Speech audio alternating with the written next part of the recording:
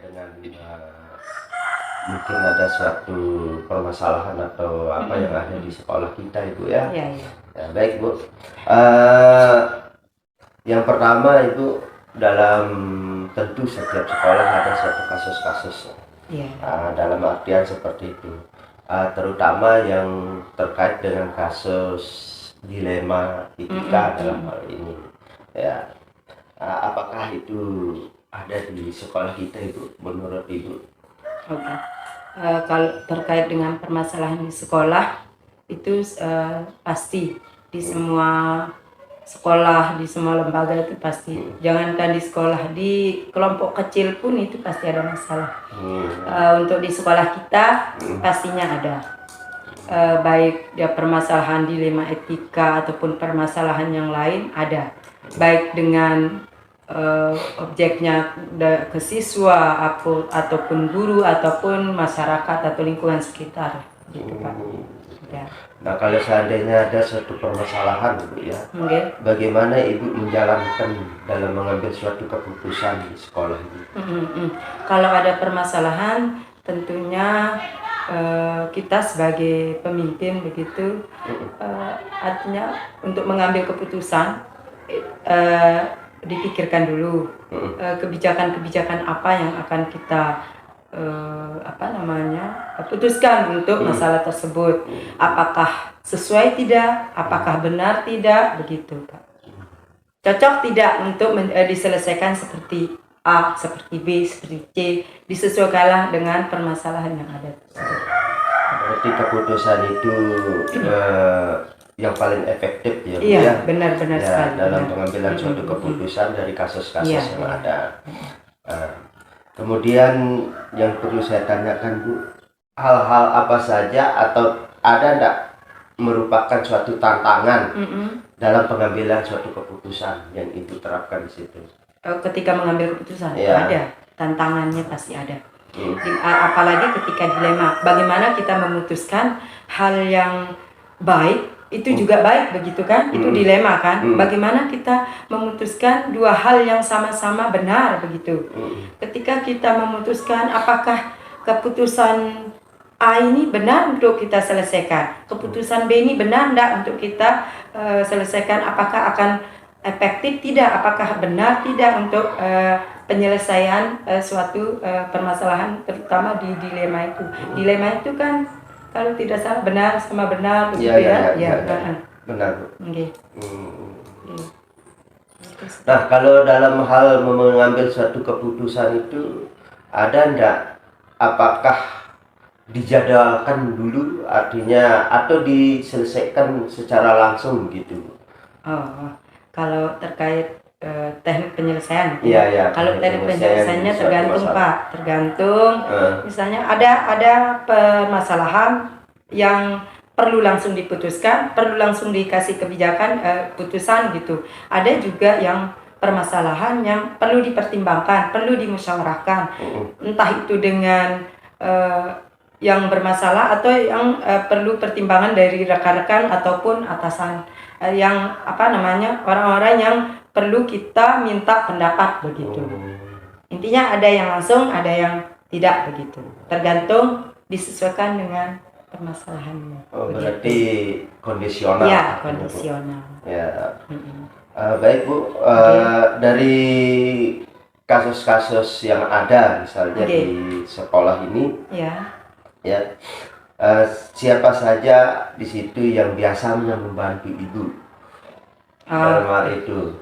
Kalau yang membantu untuk menyelesaikan, biasanya ada orang yang kita percaya, ada rekan-rekan yang kita percaya, ada atasan kita yang kita tauladani, kita contohilah sikap-sikap yang pernah beliau lakukan. Artinya nanti tergantung dari permasalahan itu juga. Ketika ada kita di sekolah kan kita mengenal teman-teman kita. Ada yang rekan-rekan yang kita bisa percaya untuk kita bisa sama-sama mempertimbangkan bagaimana menyelesaikan suatu masalah. Baik masalah A, B, C, tergantung juga di sana. Intinya begini, ketika kita memutuskan permasalahan seketika gitu, yang langsung diputuskan, gerak cepat begitu kita memikirkan dan mungkin yang perlu kita ini teman rekan kita yang salah satu yang kita bisa percaya itu untuk kita sama-sama berdiskusi bagaimana untuk segera kita memutuskan atau menyelesaikan permasalahan tersebut. Untuk beberapa hal yang perlu kita contohi dari atasan-atasan kita atau kita bisa memanggil atasan-atasan kita untuk berdiskusi menyelesaikan permasalahan yang perlu dipertimbangkan lebih lama waktunya, lebih tidak langsung lah, intinya ada 1-2 hari untuk dipertimbangkan. Yang terakhir itu yang ingin saya tanyakan ya, pembelajaran apa yang Ibu dapatkan dari permasalahan atau kasus-kasus yang ada di sekolah kita? Terkait dengan permasalahan-permasalahan yang pernah saya yang temui khususnya di sekolah kita ini tentunya banyak sekali. Itu menjadikan pengalaman yang menjadi pembelajaran bagi diri saya sendiri terutama, dan juga untuk kebijakan-kebijakan ke masa mendatang, keberlangsungnya sekolah kita ini perlu dari sejarah, dari masa lalu atau dari pembelajaran atau dari pengalaman kita di saat itu intinya dari diri sendiri dan untuk sekolah ini, seperti itu. Oh ya, baik Bu. Terima kasih. Itu saja Pak. Ya, itu saja yang ingin saya tanyakan. Terima kasih atas waktunya Ibu Kepala Sekolah. Sama Pak Guru. Baik Bu, terima kasih. Assalamualaikum Waalaikumsalam warahmatullahi wabarakatuh.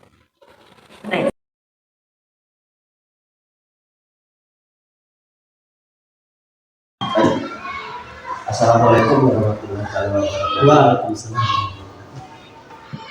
Selamat. Bagaimana kabarnya Pak Kepala Sekolah? Alhamdulillah sehat. Maksud saya untuk minta izin sama Bu untuk mewawancara. Bagaimana keadaan sekolah kita sekarang ini? Alhamdulillah baik-baik saja. Tidak begitu banyak permasalahan mungkin. Tentu ada suatu dilema dalam artian di sekolah kita, terutama dalam siswa kita. Nah, dalam suatu dilema itu bagaimana Bapak mengambil suatu keputusan? Anggap saja kasus itu ya, misalnya ada kasus misalnya seperti itu, semua itu kembali ke sekolah itu sendiri. Bagaimana guru-guru dan kepala sekolah bisa mengatasi semua permasalahan yang ada, terutama terhadap peserta didik kita, siswa-siswi. Sehingga ketika ada suatu permasalahan, maka anak itu biasanya kita paham. Jadi biasanya timbul dari anak itu sendiri masalahnya. Ada kasus-kasus kecil misalnya, jadi antara kedua belah pihak anak itu sendiri kita panggil, kita korek keterangan dari mereka, kemudian kita rembuk bersama guru mendengarkan masalah. Kemudian permasalahan itu kita saling lempar kepada teman, artinya saling berikan solusi apa yang harus kita berikan kepada permasalahan. Sehingga dari sekian teman, sekian guru itu bisa membuat satu solusi, memberikan satu solusi terhadap permasalahan itu. Alhamdulillah akan berjalan, sehingga anak itu tidak merasa diintimidasi, tidak merasa di-justice dengan cara kita sendiri. Baik Pak, dalam mengambil suatu keputusan tadi yang Bapak sebutkan, ada tidak tantangan dalam hal mengambil suatu keputusan? Tentunya semua pengambilan keputusan artinya tantangan itu kan yang menjadi proses itu untuk memberikan penjelasan terhadap orang lain yang menganggap itu adalah sebuah permasalahan. Jadi contoh, ketika kita memberikan suatu keputusan terhadap permasalahan, ada satu tentunya ada pro dan kontra. Mungkin dari wali murid, karena wali murid mengatakan bahwa anaknya ini yang saya mengatakan anak saya ya. Jadi kembali itu akan kembali lagi ke kita mengajak orang tua itu. Bahkan sebelumnya kita dulu berikan sosialisasi terhadap peraturan sekolah yang kita sudah buat. Artinya kita membuat suatu kesepakatan dari peraturan sekolah itu sehingga nantinya orang tua atau wali murid itu sendiri paham apa yang menjadi aturan di sekolah itu, mana yang anak tidak boleh layak dan mana yang anak harus dia lakukan. Gitu. Baik, yang selanjutnya Bapak Kepala Sekolah, dalam mengambil suatu keputusan itu apakah dijadwalkan dulu atau memang langsung dieksekusi permasalahannya? Spontanitas saja. Jadi artinya spontanitas. Jadi ketika satu permasalahan itu terjadi, berarti spontanitas kita akan panggil. Artinya kondisional. Iya, kondisional. Tetapi sebagai payung hukum kita dulu ada aturan sekolah atau tertutup sekolah. Itu payung hukum utama kita untuk menyelesaikan semua. Jadi tanpa ada itu maka kita akan kelabakan nantinya apa yang menjadi dasar kita untuk menyelesaikan itu. Jadi tidak serta-merta setiap masalah itu bisa kita selesaikan. Jadi perlu ada payung hukum. Jadi apa istilahnya? Batas kewenangan kita sebagai guru atau kepala sekolah. Yang selanjutnya kepala sekolah dalam mengambil suatu keputusan ada tidak seseorang atau orang lain di situ atau faktor-faktor apa misalnya yang dilibatkan di situ untuk mengambil suatu keputusan yang Bapak sebutkan tadi. Nah, ini sangat luar biasa. Jadi kami di sini di sekolah secara khusus setiap keputusan ataupun permasalahan, apalagi kita akan membuat satu keputusan maka kami akan selalu melibatkan stakeholder yang ada, guru, siswa, kemudian wali murid dan juga komite sekolah. Kami mengundang mereka itu untuk bisa duduk bersama untuk mengambil sebuah keputusan atau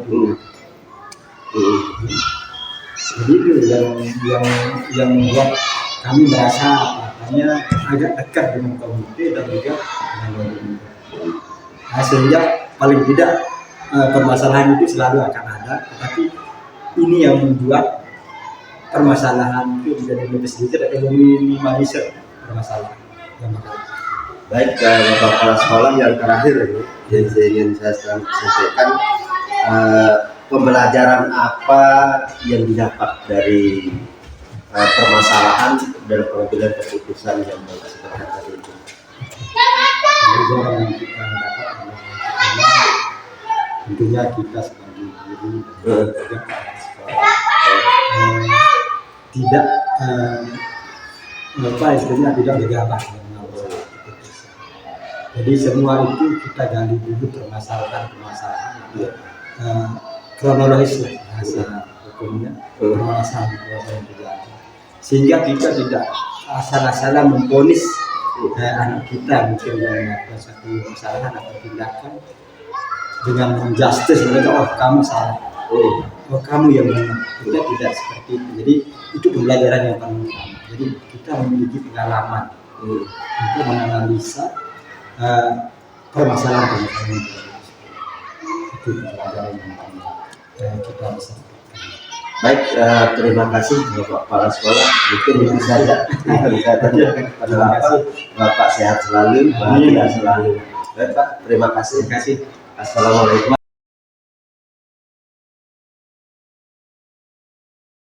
Baik. Assalamualaikum warahmatullahi wabarakatuh. Bagaimana kabarnya Pak Kepala? Alhamdulillah. Mohon izin Pak Kepala Sekolah. Mewawancarai dulu dalam hal ini terkait dengan sekolah. Yang pertama yaitu yang tanyakan bagaimana keadaan sekolah kecelakaan yang terjadi. Yang bisa jelaskan terima kasih. Dalam hal ini kita sekalian Terus mengenai anak-anak bisa kita sesuai dengan apa yang kita lakukan. Mereka juga belajarnya juga sangat riang. Ini apapun kebijakan dari daerah generasi kita laksanakan sebelum mereka masuk literasi numerasi kita laksanakan dan termasuk semua. Begini Pak Kepala Sekolah, tadi Bapak Kepala Sekolah mengatakan tentang literasi dan literasi. Tentu di situ ada dilema atau permasalahan mungkin di situ atau kendala-kendala yang ada di situ Pak. Bisa Bapak jelaskan di situ kalau seandainya ada kendala. Kenapa kita mengadakan literasi numerasi? Sementara untuk literasi itu kan untuk kita kelompokkan anak-anak itu berdasarkan bahasa mereka. Jadi ada yang bahasa kata, ada yang kalimat, ada yang menceritakan. Nah, sebelum masuk ke pelajaran baru, maksudnya semester barunya, ajaran baru itu anak-anak kan didiagnosis dengan diberikan tes. Nah, mereka akan masuk ke kelas. Nah, setelah itu mereka akan dikelompokkan. Nah, setelah kelompokkan, nah itu baru kita walaupun beda-beda kelas itu bisa dalam satu kelompok. Mana yang bisa kata atau kalimat, mana yang bisa menceritakan atau bahasa tinggi.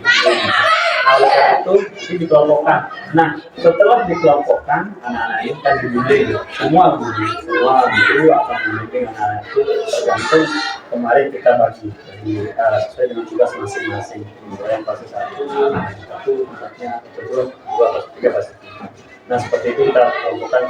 Adapun kendalanya, kadang-kadang masih ada anak-anak yang kelas 4, kelas 5 itu masih belum bisa lancar membaca. Ada yang tidak bisa misalnya membaca cepat atau cuma mengenal huruf tapi tidak bisa membaca dalam bentuk kata. Ada seperti itu, suruh eja. Nah, itu kita biasanya padukan dengan anak-anak yang biasanya kelas 1 atau kelas 2 yang sama hasilnya. Begitu dengan tutor sebaya. Iya, tutor sebaya dengan bimbingan dari guru. Seperti itu. Selanjutnya Pak kalau seandainya di situ menemukan kesulitan atau kasus di situ, apakah langsung dieksekusi atau Bapak membuat suatu jadwal perencanaan? Oh iya, kalau masalah misalnya kendala dalam bentuk kita juga termasuk ibu-ibu di sini kita memberikan menyuruh mereka untuk merencanakan atau paling tidak anak-anak seperti itu ada jadwal untuk untuk melakukan atau membimbing secara khusus anak seperti itu. Jadi memang dibimbing mungkin ada tempat khusus bagi mereka. Tadi dari kelas itu diusulkan memang terus lebih diperhatikan oleh gurunya agar anak-anak ini yang masih kurang ini dapat menyemai teman-temannya yang lain seperti itu. Baik, yang selanjutnya yang saya tanyakan Mas Kalen, adakah orang lain yang terlibat di sini dalam hal literasi dan numerasi itu selain Bapak Kalen sendiri sebagai guru-guru di sini? Oh iya, kita juga ini ya mungkin numerasi, ini numerasi matematika ya. Dalam hal ini kita juga bukan semuanya, tapi kita batasi yang membutuhkan lebih dari numerasi ini. Dengan hal ini kita bekerja sama dengan ada teman dari Korea. Dari Korea itu dia mempunyai program namanya Go School. Go School ini akan membimbing siswa itu maksimal biasanya 15 siswa ya. ya 15 siswa itu akan mengajarkan bahasa Inggris, matematika, itu beda-beda. Nah, matematika sama bahasa Inggris beda. Dan itu tetap 15 siswa itu didampingi oleh 2 guru. Jadi ada yang mengajarkan, ada yang membimbing. Jadi lebih lebih terfokus lagi untuk ada yang mengajarkan, ada yang membimbing. Jadi ini program ini sudah berjalan 1 semester yang lalu, dan ini langsung dari Korea yang semua fasilitasnya